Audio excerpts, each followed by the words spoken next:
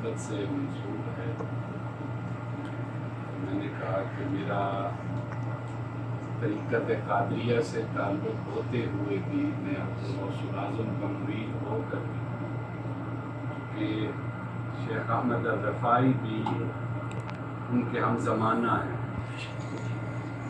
اور ہر دور میں اللہ رب العزت ہر زمانے کو 4 اقطاب دیتا ہے، 4 اقطاب دیتا ہے ایک زمانے کو. ہر صدی کو ایک قطب، 4 قطب ملتے ہیں. تو حضور غوث العظم رضی اللہ تعالی عنہ کے زمانے میں 4 قطب تھے.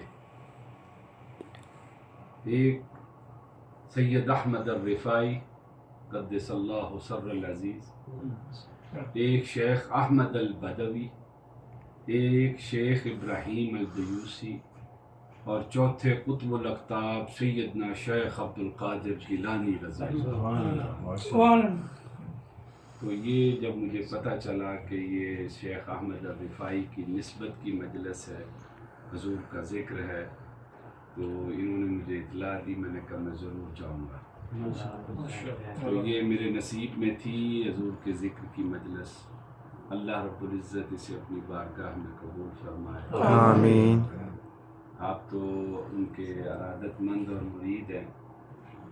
میں قیام عراق کے دوران بغداد شریف سے ایک مدت تک شیخ احمد الرفاعی کے مزار پر، جس جگہ پر ہے وہ بصرہ والی سائڈ پر، العمارہ ایک جگہ ہے، عمارہ، دیوانیہ ناصریہ اور عمارہ کے درمیان ایک قصبہ ہے جہاں پر عمارہ کے اندر ہی آتا ہے وہ شہر منطقہ، وہاں پر آپ کا مزار شریف ہے. تو وہ علاقہ جو ہے نا چوروں سے اور ڈاکوؤں سے اور راہزنوں سے گھرا ہوا ہے. یہ میں 94 سے 98 تک کی بتا رہا ہوں، 94 سے 98 کا درمیان. اس دور میں وہاں ٹرین کے ذریعے لوگ جاتے تھے، کیونکہ ٹرین سپیڈلی وہاں سے گزر جاتی تھی، ڈاکو حملہ نہیں آور ہوتے تھے.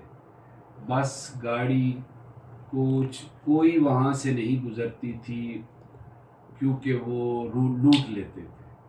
اور آپ کے مزار پر کئی برس نہ عرس ہوا، نہ آپ کے مزار پر کسی کو حاضری کا موقع مل سکا.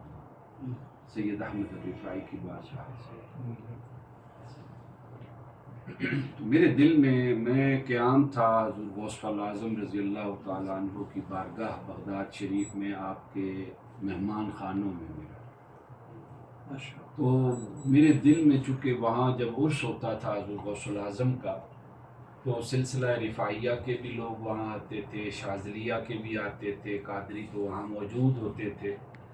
تو وہاں ایک رنگ جمتا تھا اور ایک سما بنتا تھا حضور غوث الاعظم کی بارگاہ کے صحن میں.